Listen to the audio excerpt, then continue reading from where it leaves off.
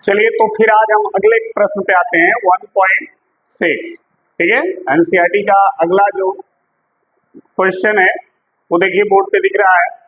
लिखा है 4 बिंदु आवेश QA, QB, QC तथा QD 10 सेंटीमीटर भुजा के किसी वर्ग ABCD, वर्ग का नाम भी दे दिया है, के शीर्षों पर अवस्थित हैं।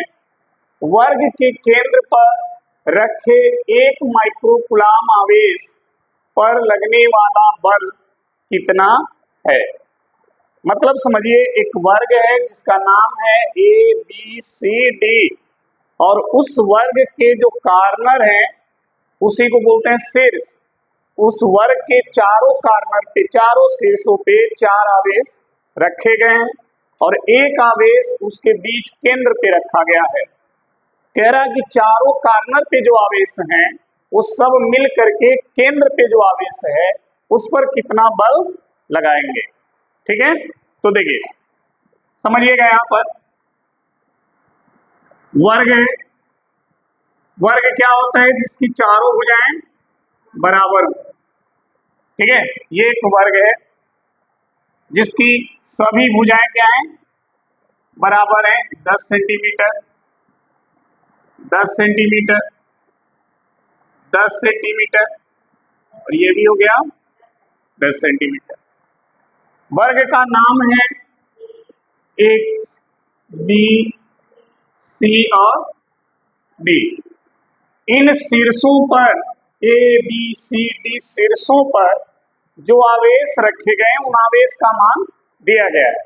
क्या दिया है? देखिए, जो शीर्ष A है उस पे आवेश QA रखा गया है, यानी शीर्ष A पर एक आवेश है, शीर्ष B पर एक आवेश है, शीर्ष D पर और C पर, ये सब क्या है? एक आवेश है। कि A पे जो आवेश है वो है QA। देखिए, जिस शीर्ष पर जो आवेश है, आवेश के साथ उस शीर्ष का नाम लिखा हुआ है, तो QA का मतलब ये आवेश किस शीर्ष पर है? A शीर्ष पर है। और इस शीर्ष पर जो आवेश है उसका मान देखिए दिया है 2 माइक्रोकूलाम। सही है।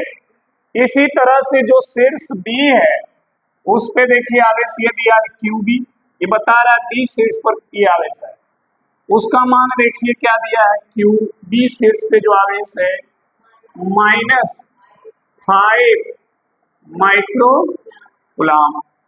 जो शीर्ष C है, ये यहाँ पे देखिए दिया है QC, वहां पर देखिए जो आवेश है QC C शीर्ष पर, उसका मान है 2 माइक्रो।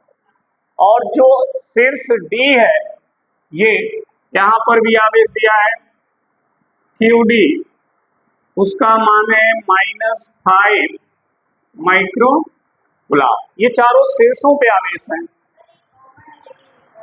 ठीक है, क्या हो गया? ये चारों शीर्षों पे आवेश दिए गए। ठीक है, कह रहा है किसी वर्ग ABCD के शीर्षों पर आवेश है। कह रहा वर्ग के केंद्र पर, जो वर्ग है इसका केंद्र निकालेंगे, तो केंद्र कैसे निकलेगा? इन वर्ग के जो सामने सामने जो शीर्ष है उनको ऐसे क्या करिए? मिला दीजिए, इसको इससे मिला दीजिए, जिसको आप क्या कहते हो? विकर्ण कहते हो। क्या कहते हो? ये विकर्ण एक दूसरे को जहां पर काट रहे हैं वही इस वर्ग का क्या है? केंद्र है। क्या है? इस केंद्र का नाम दे दिया हमने क्या? O। क्या दे दिया? O। और इस केंद्र पर आवेश कितने कूलाम का है? 1 माइक्रो। मतलब यहाँ पर जो आवेश है Q, ठीक है, इसको हम लिख देते हैं QO, मतलब O पे आवेश है और इसका मान दिया है 1 माइक्रोकूलाम। ठीक, प्रश्न आपके सामने है कि ये जितने भी शीर्ष पर आवेश हैं ये सब मिल करके O पर, केंद्र पे जो आवेश है 1 माइक्रोकूलाम का, उस पर ये सभी आवेश कितना बल लगाएंगे। समझ में आई बात?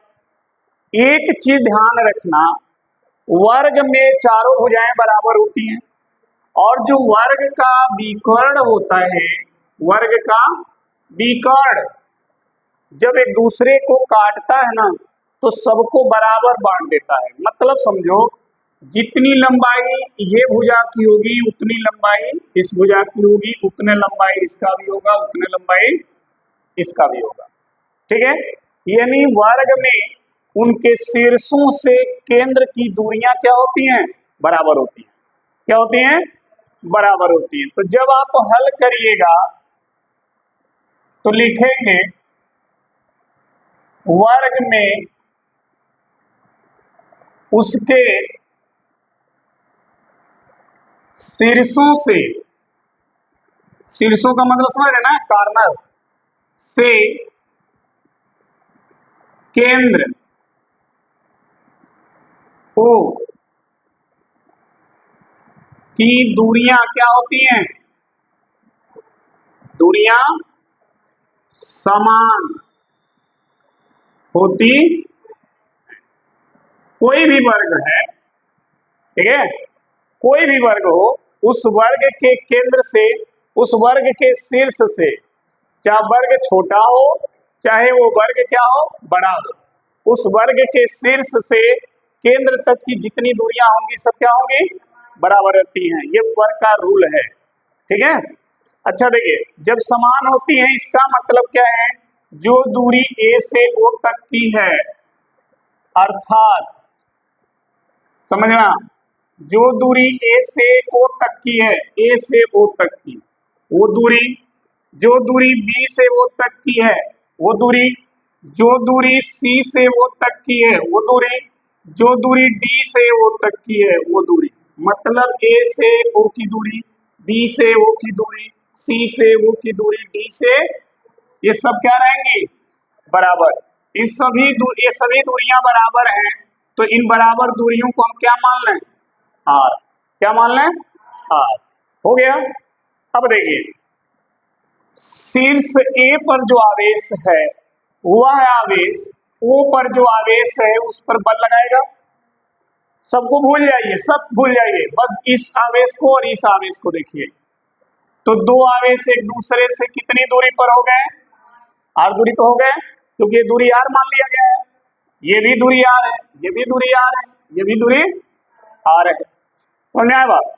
तो दो आवेश एक दूसरे से आर दूरी पर हो गए, तो उनके बीच क्या लगेगा? वैद्युत बल। किसके नियम से? कूलाम के नियम से। तो कूलाम के नियम से इनके बीच बल लगेगा, ये तो क्लियर है।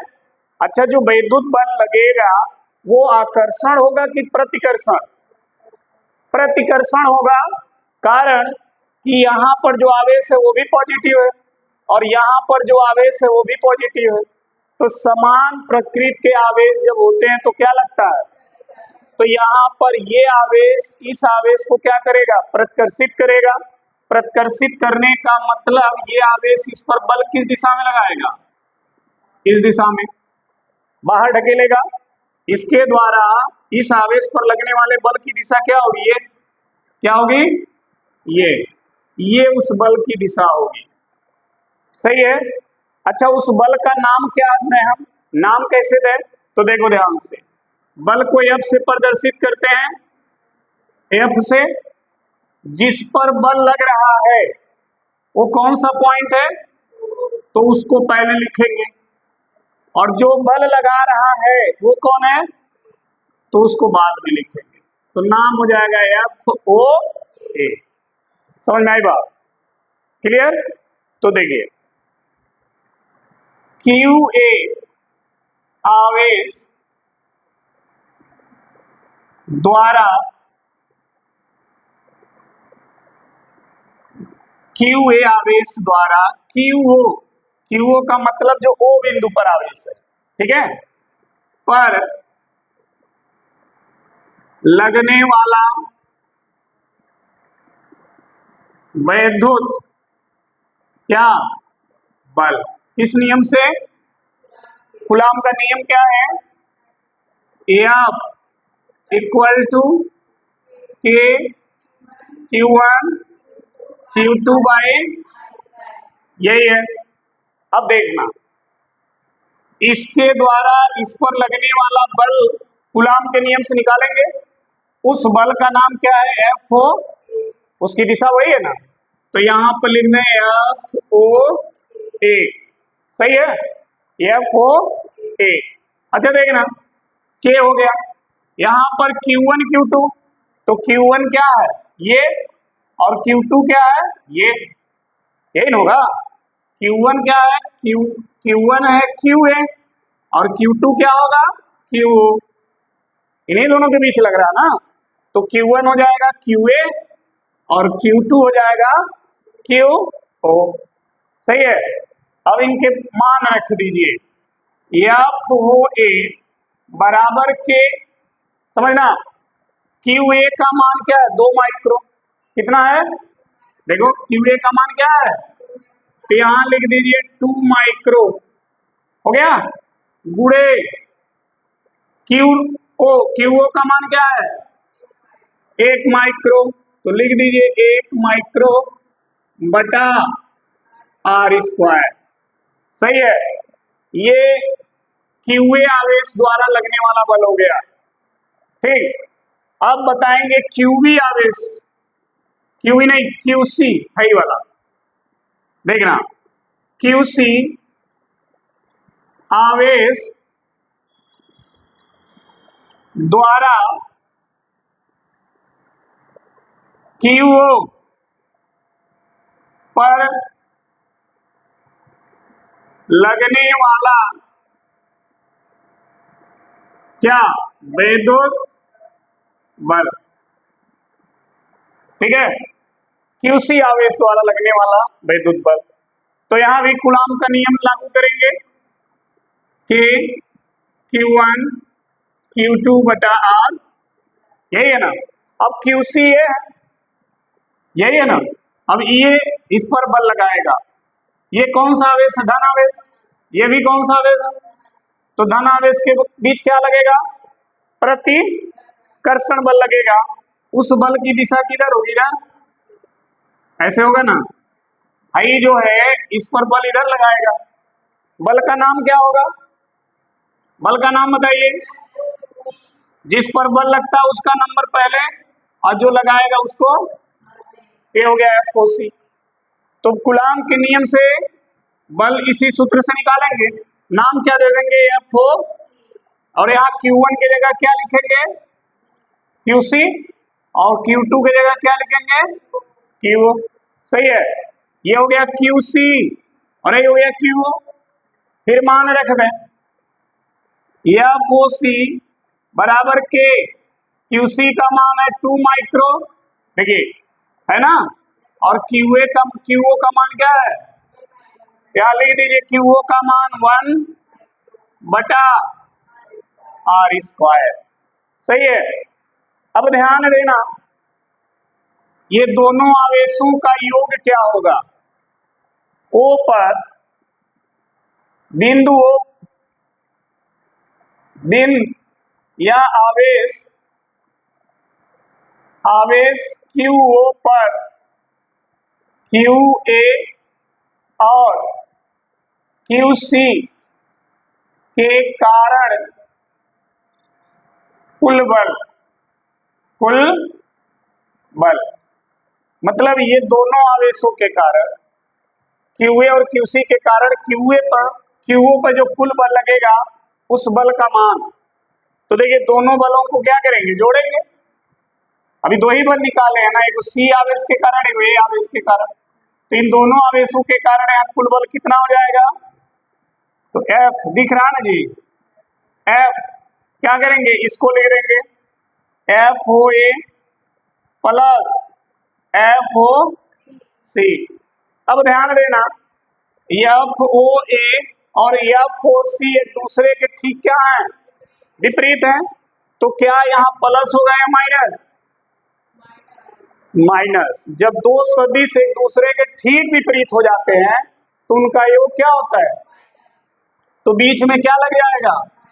माइनस। जब दो सदिश एक दूसरे के ठीक विपरीत हो, मतलब एक सदिश इधर हो तो दूसरा सदिश इधर हो, तो इनका परिणामी जब निकालेंगे क्या करेंगे? माइनस करेंगे। लेकिन जब दोनों सदिश एक ही दिशा में हो जाए तो परिणामी क्या होता है? प्लस। समझ में आया बात? तो यहाँ पर देखिए ये बल इस दिशा में ठीक और ठीक इसी के उल्टा दिशा में ये है, तो दोनों एक दूसरे के ठीक क्या है? तो परिणामी क्या हो जाएगा? माइनस। क्या हो जाएगा? माइनस। अब ध्यान देना, दोनों का मान देखिए है ना, रख दीजिए। तो परिणामी F बराबर क्या आएगा? देखिए K 2 micro into 1 micro plus R का बटा आर का स्क्वायर। ये हो गया FO का मान। अब रखिए FOC का मान, तो माइनस के 2 माइक्रो इंटू 1 माइक्रो बाई इसका भी मान वही है। देखिए अब देखो इसमें से इसको घटाओगे तो क्या आएगा? देखो जितना ये प्लस है उतना ये, तो क्या आया? 0 आ गया। मतलब समझिए इन दोनों A शीर्ष और C शीर्ष पर जो आवेश हैं, उन दोनों आवेशों के कारण केंद्र O पे जो आवेश है 1 माइक्रोकूलम का, उन पर बल कुल कितना आया? 0 आ गया। अब दो शीर्ष और बचे हैं, ये और ये। फिर बात करेंगे QB आवेश के कारण QO पर वैद्युत क्या बल। ठीक है, QB आवेश के कारण QO पर वैद्युत बल। अब देखना वैद्युत बल का फार्मूला किस नियम से निकाला जाता है? वैद्युत बल किस नियम से? कूलाम के K Q1 Q2 बाई, यही है कूलाम का नियम। अब यहां समझ लो, देखो ये B पर आवेश ये है और O पर आवेश ये है, इनके बीच कौन सा बल लगेगा? आकर्षण। क्यों? क्योंकि यह धन है तो धन ऋण के बीच क्या होता है? आकर्षण। यानी ये वाला आवेश क्या करेगा? इसको अपनी ओर, तो दिशा क्या होगी? ये वाला होगी ना, ये दिशा हो जाएगा। नाम क्या होगा बताओ? हाँ बी। FO मतलब ये आवेश इस आवेश पे बल लगा रहा है, तो इसका नंबर क्या है? O है। और ये लगा रहा है तो इसका नंबर क्या है? तो FO भी हो गया। तो यहाँ पर क्या लिखेंगे? FO और ये के Q1 क्या है? QB। तो Q1 की जगह हो जाएगा और 2 की जगह O। सही है। अब इनका भी मान रख दीजिए, FOB बराबर के QB का मान क्या है? 2 माइक्रोकूलम या माइनस, तो माइनस तो लिखा नहीं जाएगा क्योंकि वो तो इतना बताया कि आकर्षण होगा, तो मान क्या है? और O पर जो है 1 माइक्रो बटा स्क्वायर। हो गया। तो इस आवेश के कारण इस आवेश पर लगने वाला ये जो बल है FOB निकल गया कूलाम के नियम से। अब देखिए D आवेश पर, D शीर्ष पे जो आवेश है ये, तो QD आवेश के कारण QO पर क्या? वैद्युत बल। फार्मूला वही लगेगा कूलाम वाला, के Q1 Q2 बाई। ठीक है, यहां भी दो आवेश हैं, यहां भी देखो ध्यान से, D शीर्ष पे जो आवेश है वो निगेटिव है और O शीर्ष पे जो आवेश है वो, तो यहां भी कौन सा बल होगा? आकर्षण होगा। तो आकर्षण ये क्या करेगा? उसको अपनी ओर, तो दिशा क्या हो जाएगी? ऐसे हो जाएगा दिशा। सही है, ये दिशा होगा। है? नाम क्या होगा? FO और ये बल लगा रहा है तो D। तो यहां पर लिख रहे हैं FOD। सही है। Q1 की जगह क्या होगा? D और O। सही है। इनका भी मान रख दें, इनका भी मान क्या करें? रख दें। तो देखिए FOD बराबर के QD का मान क्या है? 5 माइक्रोकुलम इंटू क्यूडी, क्यूओ का मान क्या है 1 माइक्रो बटा आर स्क्वायर। अब देखो क्यूबी और क्यूडी के कारण क्यूओ पर लगने वाला कुल बल निकालना है। इन दोनों शीर्ष पे जो आवेश हैं उनके कारण, तो लिखेंगे आवेश, आवेश क्यूओ पर, आवेश क्यूबी और क्यूडी के कारण क्या कुल, क्या निकाला है बल।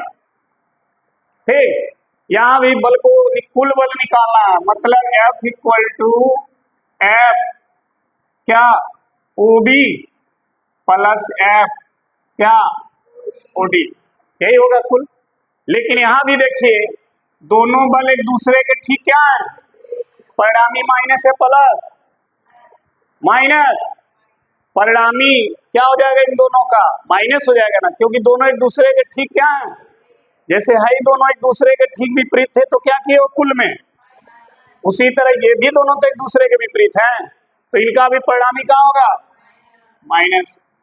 अब इनका मान रख देते हैं, दिख रहा है ना, इसका मान देखो ये है ना, तो K 5 micro into 1 micro upon minus, इसका मान देखो ये है कि 5 माइक्रो इंटू 1 माइक्रो अपान, सही है, दोनों को जोड़िए क्या आएगा, देखो जितना ये प्लस है उतना ये माइनस है, तो परिणामी टोटल क्या आया 0। इसका इन दोनों शीर्षों पे जो आवेश हैं उनके कारण यहाँ लगने वाला कुल बल 0, इन शीर्षों पे जो आवेश हैं उनके कारण इस आवेश पर लगने वाला कुल बल देखो 0। ठीक है, अब चारों शीर्षों पे जो आवेश है उनके कारण कुल बल कितना होगा 0। भाई दो शीर्षों के कारण बल 0, इन दो शीर्षों के कारण बल 0, तो 0 प्लस 0 हो गया 0। समझ आई बात, तो लिखेंगे वर्ग के चारों शीर्षों पर स्थित आवेशों के कारण केंद्र O पर स्थित आवेश पर कुल परिणामी क्या बल, कुल परिणामी बल। ठीक है, तो यह बराबर क्या आ गया, ये भी F था, ठीक, और ये भी F था, और दोनों F का मान क्या आया था प्लस, तो F क्या आ गया 0। मान लो इसको कुल बल मान लो F डैश था, इसको मान लो तो है F डैश आया, इन दोनों का परिणामी बल हमने क्या मान लिया F डबल डैश। ठीक है, तो F डबल डैश आ गया, तो यहाँ पर हो जाएगा F डैश और F दोनों का मान 0 0 आया था, तो परिणामी क्या आया, तो वर्ग के चारों शीर्षों पर जो आवेश हैं उन आवेशों के कारण वर्ग के केंद्र पर जो आवेश है उस पर लगने वाला कुल बल क्या हो जाएगा 0 हो जाएगा। समझ में आया, तो नोट कर लीजिए। चलिए देखिए, तो 1.7 है, इसमें ए बी करके दिया है, वो लिखित प्रश्न है। ठीक है, उसमें है कि कोई वैद्युत क्षेत्र रेखाएं एकाएक टूटती नहीं है या एकाएक काटती नहीं है, तो इसका जो आंसर है आपको एक टॉपिक पढ़ाया गया होगा वैद्युत क्षेत्र रेखाओं के गुण, उसमें इसका आंसर आपको मिल जाएगा।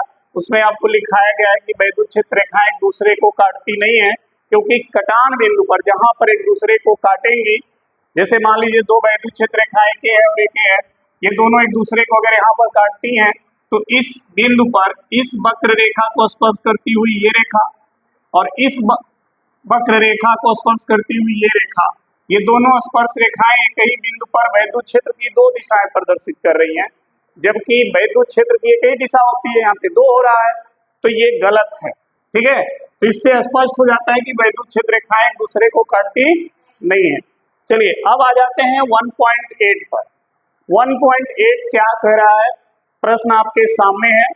ठीक है, 1.8 देखें, कह रहा है कि दो बिंदु आवेश, ध्यान देना, QA और QB, तो हम क्या करते हैं, दो बिंदु आवेश ले लेते हैं ऐसे, एक बिंदु आवेश ये है, एक बिंदु आवेश ये है, एक बिंदु आवेश A है और ये B है।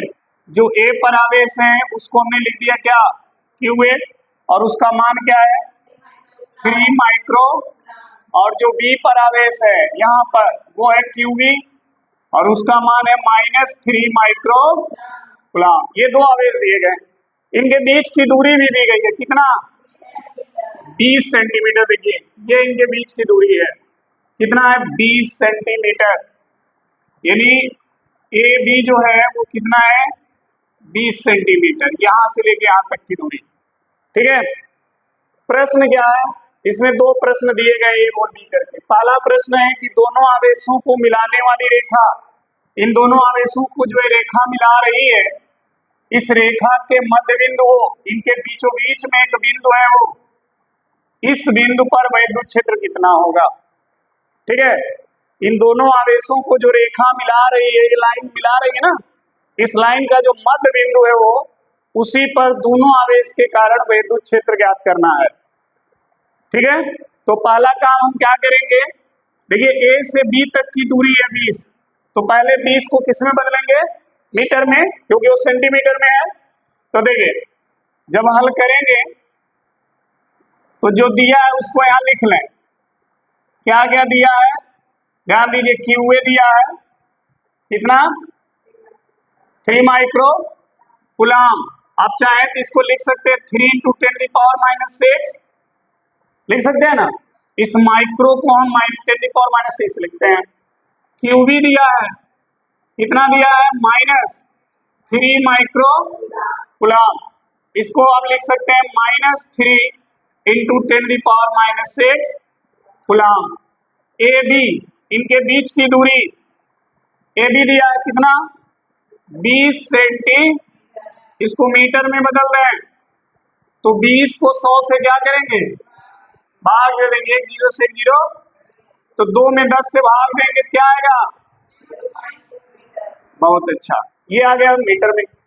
ठीक, अब देखिए A और B का मध्य बिंदु क्या है, O है, क्या है, तो जब यहां से लेकर के यहां तक की दूरी 0.2 मीटर है, तो ये आधा हो गया, मध्य बिंदु का मतलब क्या हो गया, ये दोनों दूरी आधी आधी हो गई, तो उसका आधा कितना होगा, और ये कितना होगा, कितना हो जाएगा, तो देखिए, तो AO बराबर BO बराबर कितना 0. ये दूरी हो गई 0.1 मीटर। ठीक है, अब देखना ध्यान से, एक टॉपिक हम लोग पढ़े हैं, बिंदु आवेश के कारण वैद्युत क्षेत्र।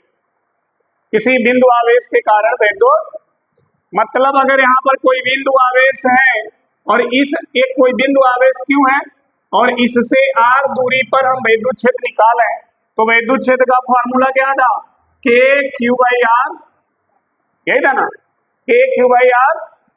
किसी भी बिंदु आवेश के कारण अगर वैद्युत क्षेत्र निकालना है तो यही फॉर्मूला लगाएंगे। ठीक है, जिस आवेश के कारण वैद्युत क्षेत्र निकालना है उस आवेश का मान रख देंगे और जितनी दूरी पे निकालना वो दूरी रख देंगे। समझ में आई बात?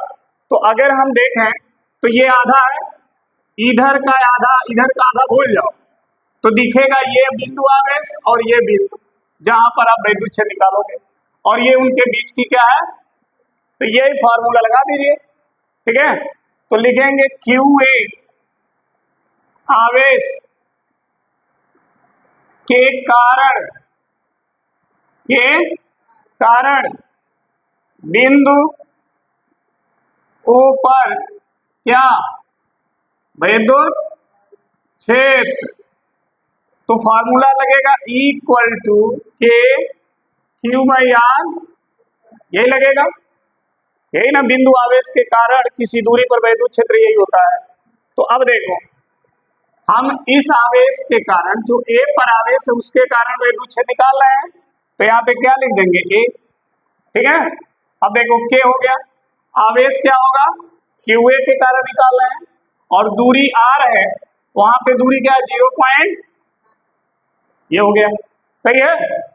हल कर दो, ई ए बराबर के क्यू ए का मान 3 गुणे 10 पे -6 बटा 0.1 का स्क्वायर, सही है।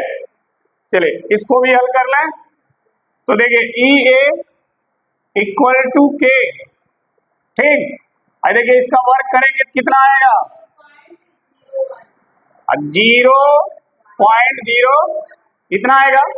इसको हटाइए, दशमलव लगाइए, तो ऊपर नीचे 100 से गुणा, तो ई ए बराबर के 3 × 10⁻⁻, ऊपर 100 से गुणा किया, 10 पे 2 घात दे दिया 100 को, और नीचे 100 से गुणा किया, दशमलव हट जाएगा, तो क्या आएगा, एक लिखा नहीं जाएगा। तो ई ए का मान कितना आया, 3 गुणे 10 पे -6, और आई 2 इसमें जोड़ देंगे तो क्या हो जाएगा, माइनस हो जाएगा ना, और आई के, ये हो गया ई ए का मान। मतलब समझो, इस आवेश के कारण ओ पर वैद्युत क्षेत्र इतना होगा, ठीक है, इतना न्यूटन प्रति, इस आवेश के कारण ओ पर वैद्युत क्षेत्र।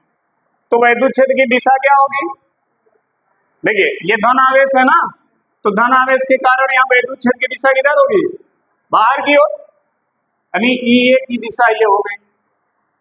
समझ में आई बात।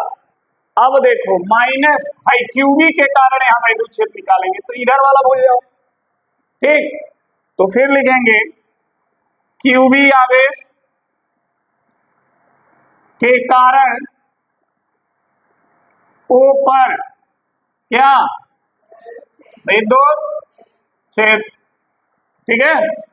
फार्मूला वही लगेगा जो यहां लगा है, तो क्या हो जाएगा, ई बी इंटू के हो जाएगा क्यू बी बटा दूरी क्या है 0.1, इसका स्क्वायर, सही है।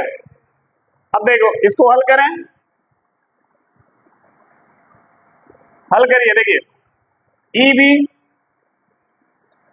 बराबर के क्यू बी का मान 3 × 10⁻⁻, देखो क्यू बी का मान माइनस है, तो अब माइनस नहीं रखेंगे, केवल इसका परिमाण रखा जाता है वैद्युत बल या वैद्युत क्षेत्र में, ठीक है, आवेश का केवल परिमाण रखा जाता है, प्लस माइनस तो केवल वैद्युत बल और वैद्युत क्षेत्र के दिशा के लिए यूज होता है, ठीक है, इन्हें कि माइनस रख दीजिएगा। तो चलिए अब देखिए इसका स्क्वायर करेंगे तो क्या आएगा, 0.0, क्या करेंगे, ऊपर नीचे 100 से गुणा कर दें, तो गुणा करेंगे तो 3 गुणे 10 पे -6, और ये हो गया 100, और नीचे हो गया 1 लिखा नहीं जाएगा, तो ई बी का मान क्या आएगा, 3 गुणे 10 पे माइनस इंटू न्यूटन प्रति, ये आ गया इसका। दिशा क्या होगा, तो देखो ये निगेटिव चार्ज है ना, तो निगेटिव चार्ज के लिए दिशा उसी ओर होता है, आवेश की ओर ही होता है, यानी ई बी इसी दिशा में होगा, सही है। दोनों की दिशा क्या है, सेम है, तो ओ पर परिणामी वैद्युत क्षेत्र, तो बिंदु ओ पर परिणामी क्या, वैद्युत क्षेत्र। देखो वैद्युत क्षेत्र सदिश राशि है, दिशा वाली राशि है, और दिशा वाली राशि को दिशा के अनुसार जोड़ते हैं, जब दोनों की दिशा सेम है तो प्लस, दोनों की दिशा एक दूसरे के विपरीत हो तो यहाँ पे दोनों की दिशा क्या है, तो जोड़ेंगे या घटाएंगे, जोड़ेंगे, तो परिणामी वैद्युत क्षेत्र ई बराबर क्या होगा, ई ए प्लस, सही है, रख दो दोनों का मान, देखो ई ए निकल के यहाँ आया है और ई भी है, दोनों देखो सेम है कि नहीं है, तो ई बराबर यही दूना हो जाएगा, है 3 है तो आइए 3 कितना हो जाएगा, 6, कितना हो जाएगा, तो सीधे रखना है, याद रख लो भाई मन में, दुविधा लेके मत जाइयो। सही है, चलो लिखो। देखो जितना यहाँ है उतने यहाँ है, सही है। तो ये नहीं कि हाई जोड़ोगे तो हाइयो लगना मत जोड़ दे, केवल ये जोड़ा जाएगा, हाई सब तो सब में है। तो 3 3 6 गुणे 10 पे माइनस इंटू के इंटू, अब के का मान जानते हो कितना होता, दिख रहा ना? नहीं दिख रहा, तो यहाँ दिख रहा, देखो। क्योंकि के का मान जो होता है 9.0 इंटू 10 कितना होता है, रख दो यहाँ पर भाई। ई का मान 6 गुणे 10 में माइनस और के का मान 9.0 इंटू 10 फटाक से गुणा कर लो, 6 नवा 6 नवा ये बकलो लिया 54, 10 पे माइनस 4, 10 पे प्लस 9, कट आएगा कितना 5, यानी ई का मान इतना हो जाएगा। अगर हम चाहे तो इसमें दशमलव लगा सकते हैं ना, तो हो जाएगा 5.1 अंक किधर आया है बाएं तरफ, तो बाएं आएगा तो इसमें 1 प्लस कितना हो जाएगा 6, यानी मध्य बिंदु O पर विद्युत क्षेत्र का मान इतना न्यूटन प्रति कूलम होगा। ठीक है, पहला आंसर हमारा पहले का सलूशन हो गया।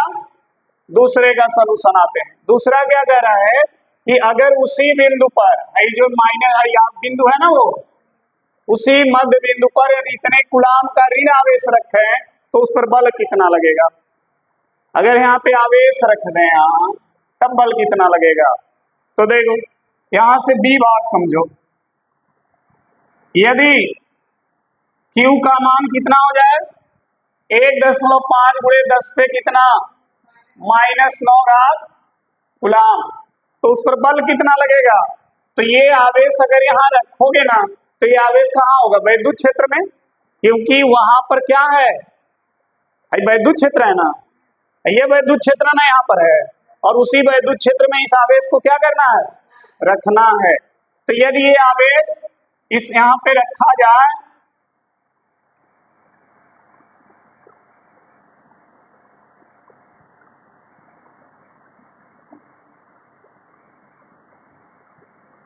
ठीक है, यदि ये आवेश जो है बिंदु O पर क्या हो स्थित हो, तो उस पर क्या लगेगा बल।